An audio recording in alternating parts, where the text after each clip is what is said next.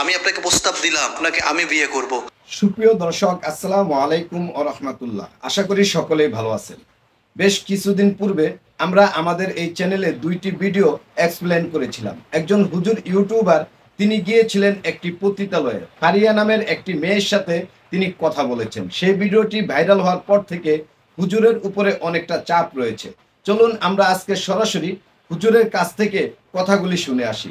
কথাগুলি শোনার আগে বন্ধুরা, আপনারা যদি এই চ্যানেলে নতুন হয়ে থাকেন তাহলে চ্যানেলটি সাবস্ক্রাইব করে পাশে থাকা বেল বাটনটি অল প্রেস করে দিন। আর যারা করেছেন তাদেরকে অসংখ্য অসংখ্য ধন্যবাদ। আর আপনাদের জন্য বরাবর একটি কথাই বলবো, নামাজ বাদ দিও না বন্ধু, এপারের চেয়ে ওপারের জীবন অনেক সুন্দর। তাহলে চলুন বন্ধুরা, আজকের ভিডিওটি শুরু করা যাক। আসসালামু আলাইকুম ওয়া রাহমাতুল্লাহ। নাহমাদুহু ওয়া নুসাল্লি আলা রাসূলিহিল কারীম, আম্মা বা'দ। সম্মানিত বন্ধুরা, আমি এই ভিডিওতে গুরুত্বপূর্ণ কয়েকটি বিষয় আপনাদের মাঝে জানতে চাবো, প্লাস কমেন্টে আপনারা জানাবেন, প্লাস আমি যেভাবে আপনাদেরকে বলছি সেটা যদি আপনাদের পছন্দ না হয় অবশ্যই সেইভাবে আমি আপনাদের মাঝে ভিডিও উপস্থাপনা করার চেষ্টা করব। কারণ আমরা ভিডিওগুলো তৈরি করি সোশ্যাল মিডিয়ায় সবাইকে দেখাবার জন্য, বা কোনো কোনো জায়গায় আমরা এমন ভিডিও তৈরি করেছি যেখানে পরবর্তীতে পুলিশ সহ প্রশাসনের বিভিন্ন শৃঙ্খলা বাহিনীর সদস্যরা সেখানে অভিযান চালিয়েছে, প্লাস সেই খারাপ কাজগুলো সেখান থেকে বন্ধ হয়ে গেছে। এখন আজকের মূলত একটা বিষয় হলো যে ফারিয়া নামের হোটেলের একটা মেয়েকে নিয়ে আমি একটি ভিডিও আপলোড দিয়েছিলাম সোশ্যাল মিডিয়ায়। আজকের ভিডিওটা হবে সোশ্যাল মিডিয়ায় কিছু মাজার পূজারী, মাজারপন্থী কিছু লোক আমার ভিডিওটা মাঝখান থেকে শর্ট করে, যেই কথাগুলো একটু রং মনে হয় দুই সাইড কেটে দিছে, মাঝখান থেকে অল্প একটু নিয়ে শর্ট ভিডিও তৈরি করে সোশ্যাল মিডিয়ায় কওমি অঙ্গনের ওলামা একরাম সহ কওমির আলেম ওলামাদেরকে সহ আমাকে বিভিন্ন রকমের বিচ্ছিরি ভাষায় কথা বলেছেন বা উস্কানিমূলক কথা বলতেছেন। তবে আমরা সেটা দেখে বিভ্রান্ত হব না। আর মূল একটি বিষয় হলো, যেই ফারিয়া নামের মেয়েটি তার বিবাহ ইতিমধ্যেই তো সফলতা প্রায় অর্জন করেছে। আমরা আপনাদেরকে কথা দিয়েছিলাম তার বিবাহটা সুন্দর একটি মানুষের কাছে আমরা দিব, কারণ যেহেতু তারা দায়ভার আমাদের উপরে নিয়েছে। ফারিয়া নামের যে মেয়েটা বলছে, আপনি যদি ভালো এমন কোনো ছেলেপন আমাকে জানাতে পারেন বা তার যদি আগ্রহ হয় আপনি জানাবেন অবশ্যই আমাকে। তাই এখানে হাজার হাজার মানুষ তার প্রস্তাবে রাজি হয়েছে, কিন্তু তার থেকে 4 জন থেকে 5 জন আমরা নিয়েছি। তার একটা ভিডিও দেওয়ার ক্ষেত্রে সেই ভিডিওটাকেও নিয়ে কিছু কিছু মানুষ ট্রোল করেছে, বাজে মন্তব্য করেছে।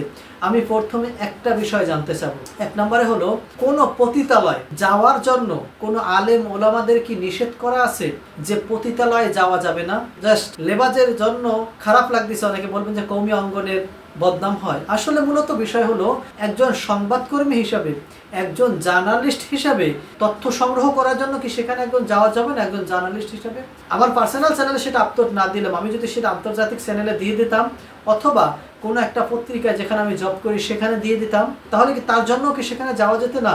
সেখানে যাওয়ার জন্য কোনো আলেম ওলামাদেরকে নিষেধাজ্ঞা আছে? না, কখনোই না।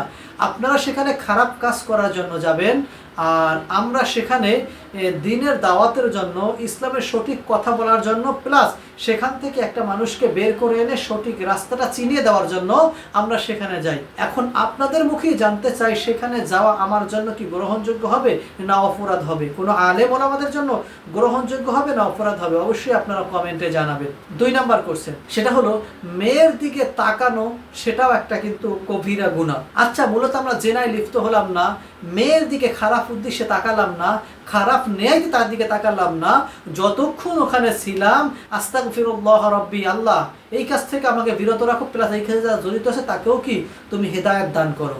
এখন এই কথাগুলো বলাও কি আমার জন্য অপরাধ? ইস্তেগফার করা, তার দিকে তাকানো, তাক করে খারাপ উদ্দেশ্যে নিয়ে তাকাচ্ছি না। আমি তার একজনের সাথে কথা বলতে হলে আমি যতক্ষণ চোখের দৃষ্টি নিচে রাখতেছি, কিছু সময় তার দিকে তাকাইছি। আমি একজনের সাথে সরাসরি কথা বলতে হলে আপনি 10 মিনিট কথা বলে 2-1 বার তার দিকে তাকাতে হয়, নাহলে সে মনে মনে একটা কষ্টভাবে খারাপ উদ্দেশ্য সে নিতে পারে। যেহেতু তার ইন্টারভিউ নিতে যাচ্ছি আমরা, তার দিকে তাকাইলেই যে কবিরা গুনাহ হবে, মনের কোনো আকর্ষণ জাগবে, এমনটা নিয়ে আমি তার দিকে তাকাই না। আশা করি বুঝতে পারছেন। 3 নাম্বার কোশ্চেন হলো, এই মেয়েটার মুখ খোলা কেন? এই মেয়েটার মুখ খোলা অবস্থায় আমি ভিডিও শ্যুট নিছি কেন? দেখেন, যেখান থেকে একটা অনুমতি পাওয়া যায়, মেয়ের মুখ খোলা না আটকানো এইটা বেশি জরুরি বিষয় না।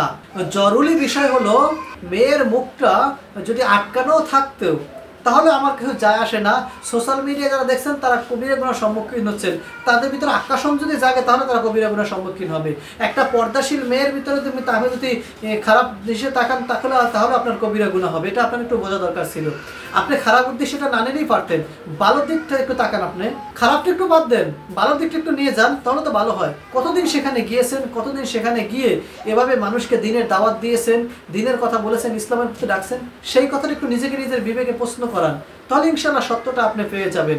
আমি তার মুক্ত সবার সামনে সোশ্যাল মিডিয়া দিতে চাই নাই, কারণ তার কাছ থেকেও আমি অনুমতি নিয়েছি। এভাবে কি আপনার ভিডিওটা সোশ্যাল মিডিয়ায় আমি দিতে পারি? এভাবে আমি তার কাছ থেকে অনুমতি নিয়েছি, সে অনুমতি দেওয়ার ক্ষেত্রে আমি তারপর সোশ্যাল মিডিয়ায় দিয়েছি। সে যদি বেলার করে দিতে বলতো, মুখ ঢেকে দিতে বলতো, তাহলে আমি দিতাম। এখন মারছে মাসির দরদ এই জায়গাটায় বেশি হয়ে যাচ্ছে। সুদ খাওয়া, সুদ দেওয়া দুইটাই হারাম, এবং ঘুষ দেওয়াও কিন্তু হারাম, জিনাহ করাও কিন্তু হারাম।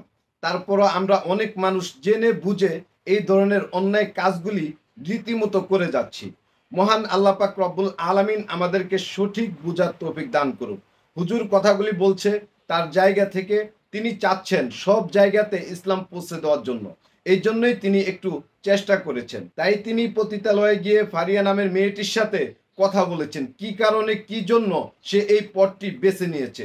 চলুন আমরা হুজুরের কথাগুলিকে আরো একটু কন্টিনিউ করি। অর্থাৎ যার সন্তান তার মায়া লাগতেছে না, যেই কাজ করতেছে সে সেখান থেকে ফিরে আসতে চায়, প্লাস সে ভিডিও দেওয়ার অনুমতি দিছে, তার সমস্যা হচ্ছে না। আর যেই ব্যক্তি এটা দেখছে বা দেখার জন্য আগ্রহ করছে বা খারাপ উদ্দেশ্য নিয়ে দেখলে আপনার কবিরা গুনাহ হবে, খারাপ উদ্দেশ্য দেখলে আপনার কোনো রকমের গুনাহ হবে না।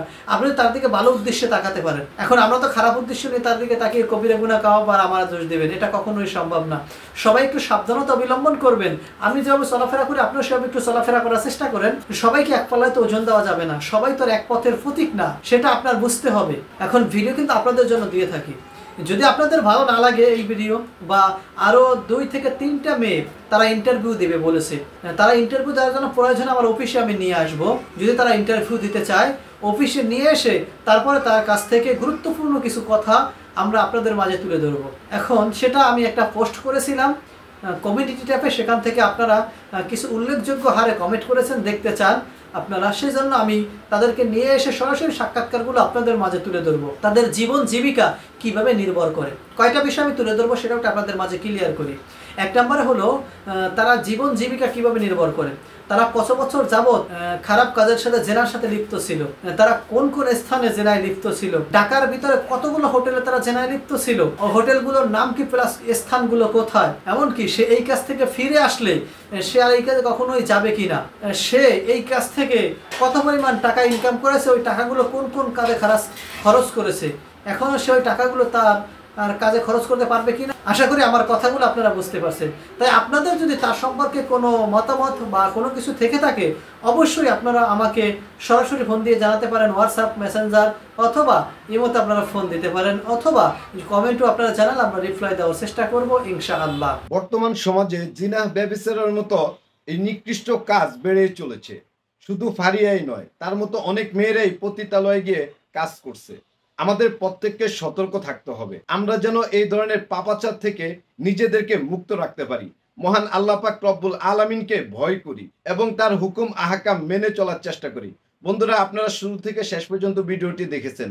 হুজুরের বক্তব্যে আপনার যদি কোনো মন্তব্য থাকে অবশ্যই আমাদের কমেন্ট বক্সে দিবেন। দেখা হবে নতুন কোনো এপিসোডে। সে পর্যন্ত ভালো থাকবেন, সুস্থ থাকবেন। আল্লাহ হাফেজ।